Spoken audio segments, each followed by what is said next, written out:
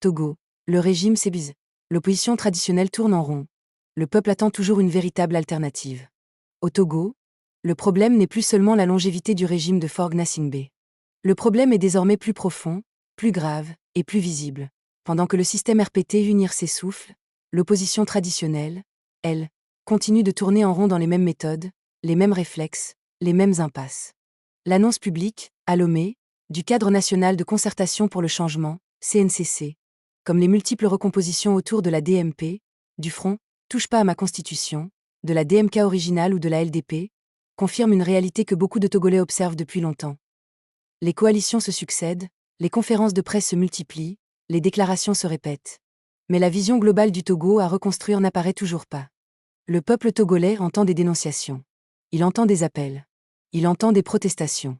Mais il attend encore une réponse fondamentale. Quelle société veut-on bâtir après ce régime ? Voilà la question que l'opposition traditionnelle évite depuis trop longtemps. Elle sait dénoncer la fraude électorale. Elle sait contester les institutions discréditées. Elle sait condamner les abus, l'injustice, la vie chère, la dérive autoritaire. Mais elle ne présente ni architecture claire de transition, ni doctrine cohérente de refondation, ni projet structuré de société. Or un peuple ne se mobilise pas durablement pour une simple colère. Il se mobilise pour une direction, pour une espérance concrète, pour une vision. Depuis des années, les mêmes scènes se répètent. Participation aux séquences politiques organisées par le système, contestation des résultats, recomposition des blocs, nouvelles alliances, nouveaux mots d'ordre, puis retour à l'impasse. Cette répétition n'est pas un accident. Elle est devenue le mode de fonctionnement d'un champ politique enfermé dans ses propres limites. Le régime de Faure Gnassingbé a compris depuis longtemps qu'il ne se maintient pas seulement par la contrainte. Il se maintient aussi par l'organisation d'un espace politique fermé, dans lequel l'opposition peut parler, protester, s'agiter, se coaliser même, tant qu'elle ne produit pas une alternative suffisamment structurée pour déplacer l'histoire. C'est là la force réelle du système. Il ne se contente pas de réprimer, il absorbe, il fatigue, il disperse, il ritualise la contestation. Et c'est là aussi la faiblesse historique de l'opposition traditionnelle. Elle reste enfermée dans le terrain politique même que le régime a façonné. Le vrai drame togolais est donc double. D'un côté, un pouvoir clanique, usé, contesté, discrédité, mais toujours capable de conserver l'initiative institutionnelle. De l'autre, une opposition traditionnelle devenue incapable de franchir le seuil qui sépare la protestation de la proposition, l'indignation de l'orientation, la contestation du projet. Cette opposition demande le départ d'un système, mais refuse ou néglige de dire clairement ce qu'elle mettra à la place. Quelle transition ? Quelle réforme institutionnelle ? Quelle justice ? Quelle doctrine de sécurité ? Quelle vision économique ? Quelle politique sociale ? Quelle place pour la diaspora ? Quelle stratégie de reconstruction nationale ? Sur toutes ces questions décisives, le silence, l'improvisation ou la généralité continuent de dominer.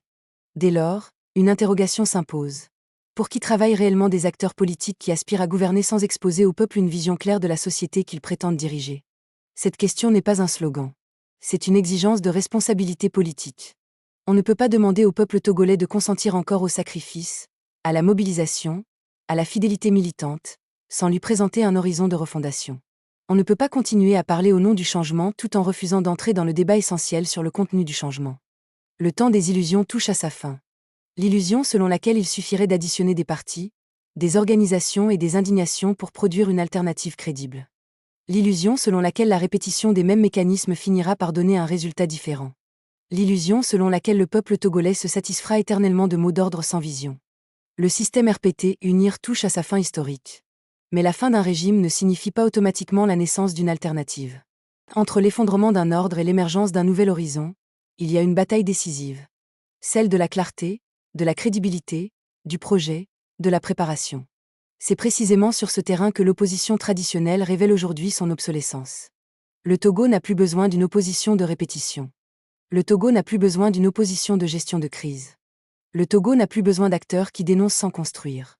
Le Togo a besoin d'une force capable de porter une vision complète, une transition pensée, une refondation institutionnelle sérieuse, une justice républicaine, une économie souveraine, une sécurité au service du peuple, une réforme profonde de l'État, et un projet de société à la hauteur des sacrifices du peuple togolais. Le moment est venu de poser la seule question qui compte vraiment. Qui prépare réellement l'après-système. Car dénoncer ne suffit plus. Résister ne suffit plus. Se coaliser ne suffit plus. Il faut désormais proposer, structurer, préparer et incarner. l'histoire entre dans une nouvelle phase.